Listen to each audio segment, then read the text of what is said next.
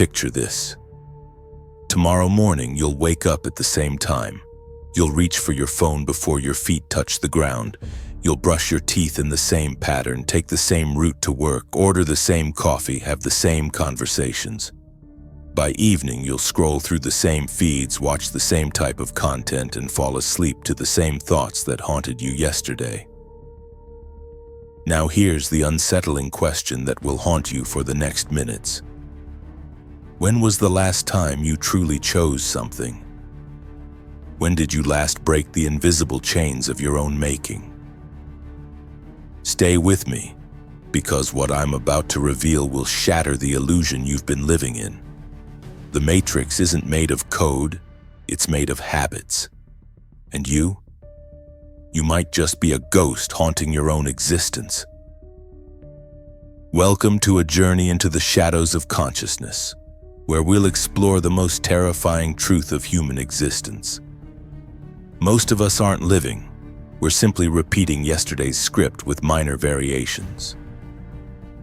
The ancient Greeks had a concept called automatism, the state of acting without conscious thought. But what they couldn't have imagined is how we've elevated this to an art form, creating entire lifetimes built on autopilot. You see, there's a profound difference between existing and living, between breathing and truly being alive. Tonight, we're going to venture into that gap, that liminal space where most human consciousness resides, trapped between wakefulness and a walking dream. Consider the paradox. We possess the most sophisticated brains in the known universe, yet we use them primarily to recreate the same patterns day after day, year after year, until we look back and wonder where our lives went. The human mind is a pattern-seeking machine. It craves predictability because predictability equals survival. Our ancestors who could recognize patterns, the rustle that meant predator, the cloud formation that meant storm, they lived. Those who couldn't, didn't. But here's where it gets fascinating. The same mechanism that once saved us from saber-toothed tigers now imprisons us in cubicles of our own making. Your brain creates what neuroscientists call neural pathways. Think of them as grooves worn into stone by water flowing in the same direction. The deeper the groove, the more likely the water flows there again. Your thoughts, your reactions, your choices, they're all water flowing down familiar channels. This is why changing feels so impossibly difficult.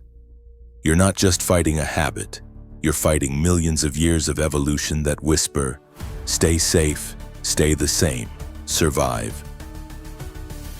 But survival and living are not the same thing. Consider this. Studies show that people remember novel experiences with vivid clarity, while routine days blend into an indistinguishable blur. The summers that felt endless in childhood weren't actually longer. They were filled with first experiences. Your brain paid attention because everything was new. As adults, we've eliminated novelty so efficiently that entire months pass like minutes. We've become time travelers, skipping forward through our own lives, present for the departure but absent for the journey. Here's where things become truly eerie. You believe you're making choices all day long, coffee or tea, email or social media first, Netflix or Amazon Prime. But these aren't choices, they're selections from a predetermined menu. Real choice requires awareness. It demands that you step outside the flow of automatic behavior and observe yourself as if watching a stranger. When did you last do this? The philosopher Jiddu Krishnamurti once said that awareness without choice is the highest form of intelligence. Most of us operate in the opposite state, choice without awareness. We select from options without questioning who created those options or whether we truly want any of them. Your daily routine isn't a series of conscious decisions. It's a ritual performed by muscle memory while your consciousness sleeps. You're a sleepwalker navigating a maze you built in your sleep. The most haunting aspect of this condition is how normal it feels. The prison doesn't feel like a prison when you've forgotten what freedom looks like. The repetition doesn't feel like repetition when you've lost the ability to compare it to genuine novelty. Think about your conversations. How many times have you had the exact same discussion with the exact same person about the exact same topics? You're not exchanging ideas, you're performing a script neither of you remembers writing. Why do we choose this half-life? Why do we settle for existence when aliveness is possible? Because consciousness is exhausting. Truly being present, truly making conscious choices, truly experiencing each moment. It's the most energy-intensive thing a human can do. It's why meditation feels difficult, why mindfulness seems elusive, why transformation is rare. The unconscious life offers something seductive, the illusion of safety wrapped in the comfort of predictability. When you're repeating, you're not risking. When you're not risking, you're not failing. When you're not failing, you're not growing. When you're not growing, you're dying, slowly, imperceptibly, but inevitably. This is the great trade-off most people make without realizing it. They exchange the intensity of living for the safety of existing. They choose the known misery over the unknown possibility. But here's what's truly mysterious. The very patterns we create to protect ourselves eventually become the prisons that limit us. The routine that once provided stability becomes the cage that prevents growth. The comfort zone that once felt safe becomes the comfort trap that kills dreams. Consider your relationships. How many of them are built on who you used to be rather than who you're becoming? How many conversations are reruns of previous conversations? How many people in your life know the script so well they could play your part better than you could? We don't just repeat actions, we repeat identities. We wake up each morning and put on the same personality like a familiar coat, never questioning whether it still fits, never wondering what we might discover if we tried something different. But what if there's another way? What if the life you're living isn't the only life available to you? The first step toward awakening is recognizing that you've been asleep. Not the kind of sleep that comes at night, but the waking sleep that masquerades as living.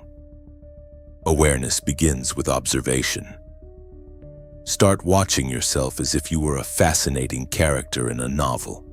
Notice your patterns without trying to change them immediately. See how you always reach for your phone at certain moments. Observe how you respond to specific triggers in predictable ways. Watch how you think the same thoughts at the same times about the same things. This observation isn't judgment, it's recognition. You can't break free from patterns you haven't acknowledged exist. The mystics of ancient traditions knew something we've forgotten. The present moment is the only place where real life happens. The past exists only in memory. The future exists only in imagination. But we spend so much time in yesterday and tomorrow that we miss the only moment we actually possess now. When you're truly present, routine becomes impossible. Presence demands novelty because awareness sees everything fresh.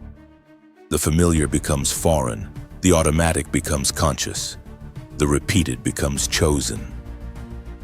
But here's the paradox: the more present you become, the more you realize how absent you've been. The more alive you feel, the more you understand how much of your life you've missed. This isn't depression, it's awakening. It's the pain of a muscle that's been asleep suddenly coming back to life. So how do you break free from the architecture of repetition? How do you transform from a person who exists into someone who lives? Start small. Change one tiny thing in your routine tomorrow. Take a different route, eat something you've never tried. Sit in a different chair. These micro-disruptions create cracks in the pattern, spaces where consciousness can slip through. Question your assumptions. Why do you believe what you believe? Why do you want what you want? Are these truly your desires, or are they programs installed by others? The unexamined life isn't just not worth living, it isn't truly lived at all. Seek discomfort intentionally. Growth lives in the space between who you are and who you could become. That space is uncomfortable by definition. If you're always comfortable, you're not growing. If you're not growing, you're repeating. Practice the art of saying no. Every yes to something familiar is a no to something novel. Every choice to repeat is a choice not to discover. Your attention is your most precious resource. Where you place it determines the quality of your existence. Create rituals of awakening. Set random alarms throughout your day, not to do something, but to simply ask, am I present right now? Am I choosing this moment, or is this moment choosing me? Most importantly, embrace the mystery of not knowing who you might become. The person you are today is just one possibility among infinite others. The patterns you've established are not laws of nature. They're habits that can be changed. You came into this world as pure potential, a consciousness capable of infinite experience. Somewhere along the way, you learned to limit that potential, to channel it into safe, predictable patterns. But potential doesn't disappear. It just goes underground, waiting for the moment you remember who you really are beneath all the repetition. The choice is before you now, as it is in every moment. Will you continue the script, or will you write something new? Will you repeat yesterday's patterns, or will you discover what lies beyond them?